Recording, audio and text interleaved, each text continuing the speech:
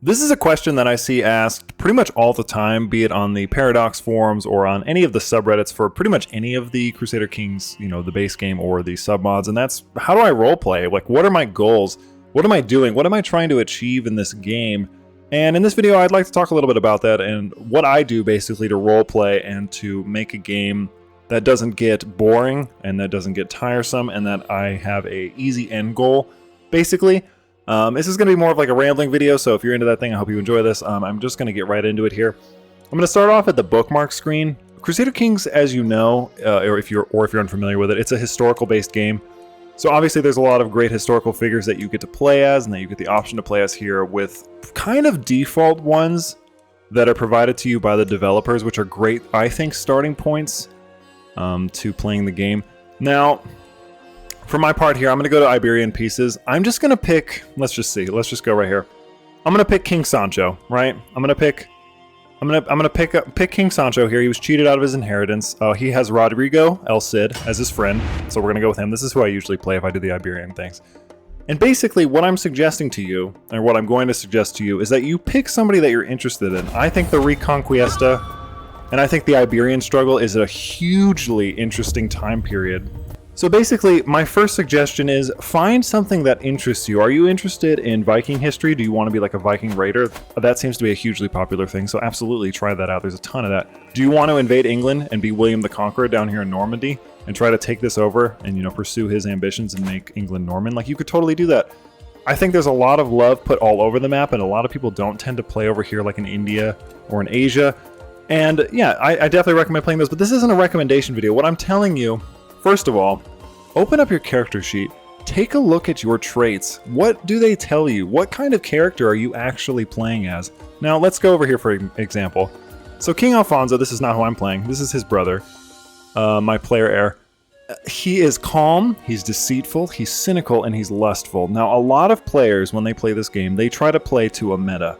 And that is, in my opinion, not something that you should be doing if you want to have fun, because it is fun every once in a while to make, like genius Herculean giant children that rule an entire map.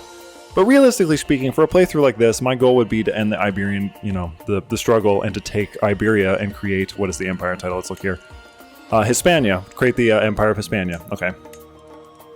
So what would I do? I'm playing as a wrathful, ambitious, and brave ruler who is also a marshal and a forter.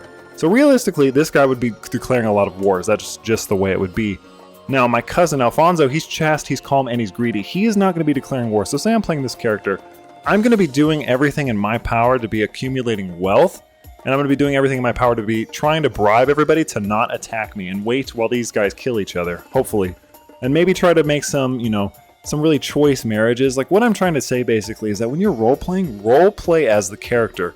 Don't just start the game, because obviously I could come in here. I could be like, okay, I'm going to start here. I'm going to go to the martial tree because that's what I'm going to do. I'm going to do chivalry. I'm going to go over here. I'm going to marry myself to the strongest alliance, even though it doesn't necessarily have to make sense. I'm just going to marry William the Conqueror because he's got a big army. Like, don't buy into this idea that you have to do everything the right way. Don't buy into this idea that you have to, chase a meta, that you're like, I need to be best friends with the Pope. No, you don't. You can be mean to them. Like, if your character, like this guy right here, it wouldn't tell you this, but if he's a godless planner, and if you think, he's deceitful, cynical, and lustful, he's probably not, realistically speaking, the most beloved dude, and he probably doesn't like the church very much. Play as that character. Don't be afraid to get excommunicated. Do whatever you want. Lean into the role that you're playing. This guy's best friends with Rodrigo. Make Rodrigo, make him somebody important. Make him one of your vassals. This is a hugely important character in the history, and you can make him such. I think if I'm remembering right, in real life, I almost said in the lore, but in history, he owned a town. You could definitely give him that town if you really wanted to. Basically, the first step, in my opinion, is 1, play as the characters that you're playing. Don't just play as yourself. Don't make decisions that you would make. So for example, this guy, he would probably be cheating. If you had a wife, you'd be cheating on them a lot, trying to have as many bastards as possible. You're also kind of cynical and deceitful. You'd probably be doing a lot of intrigue, probably a lot of murder, a lot of not great things that maybe you as a person might feel a little skeevy about. But this isn't about you. This is about the character. Who are you playing at? That's it. That's all I'm going to say. Number 2, and this is the biggest one, I think, and it's helped me a lot in my own series, and all of these can be used in, you know, it doesn't have to just be the base game. I chose the base game because I think it makes the most sense because a lot of people don't play mods. But set a goal for yourself. I already mentioned at the beginning of this, my goal would be to reform Hispania in the struggle. That would be it.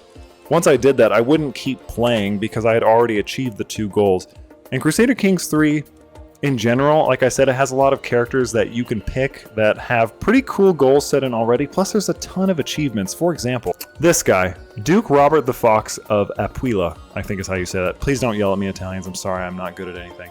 So basically, let me explain this to you. I believe his achievement is to reform the Kingdom of Italy and also to take a Byzantine duchy and convert it to Catholicism. That is his goal.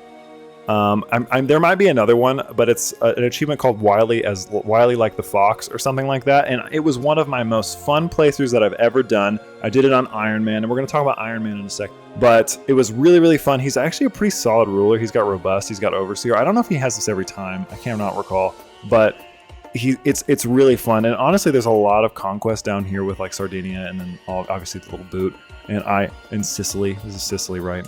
Am I crazy? Am I out of Sicily? Okay, good. I know my geography. You don't necessarily, like, my first rule was to play as the character, but even if barring that you don't want to do that, if you just want to be yourself, have a goal in mind. Look at the achievement list and see if any of them jump out to you. One of them is to play like the Habsburgs and to marry a bunch of people and own like 5 kingdoms, I think it is, without starting any wars.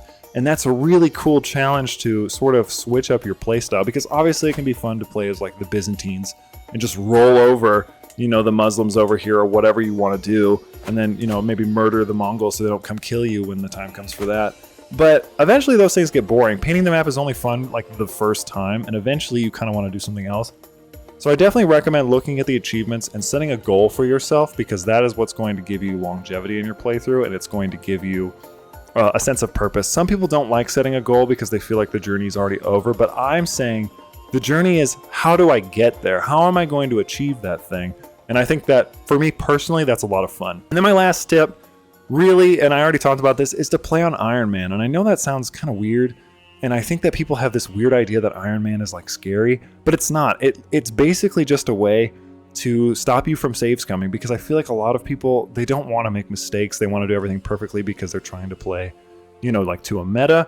But really, realistically speaking, you should be playing just to play. It's a game, and also it's life. Like, nothing is going to go perfectly. Like, things are going to go wrong. People are going to die. This character could get murdered at the start of the game, and I could be playing as his brother. Like, that is something that is totally possible and totally could happen. You getting frustrated at the game being a game for being random, that's how life works. And I think it's more fun when that sort of power is taken away from you, and you sort of have to just go with it. Because maybe you start a war. For example, like maybe I'm like, okay, I want to take, how big is my army? 200? Maybe I want to take Navarra. Maybe I want to take it over. I want to add them to my kingdom. But say they have a strong ally. Say like, I don't know, France is their ally. France comes in, they steamroll me. I get wrecked. I get put in jail. My guy gets executed. Let's just say that happens and I play as my brother.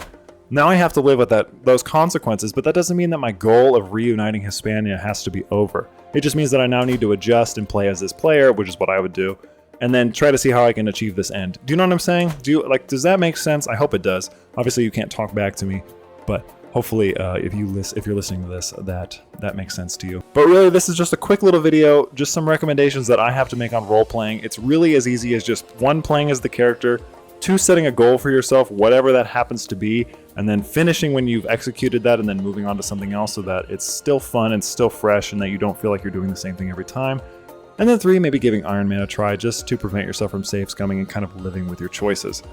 But anyway, that's it for this one. Thank you guys so much for watching. I'm Sol. This has been another Crusader Kings 3 video, and I will see you in the next one.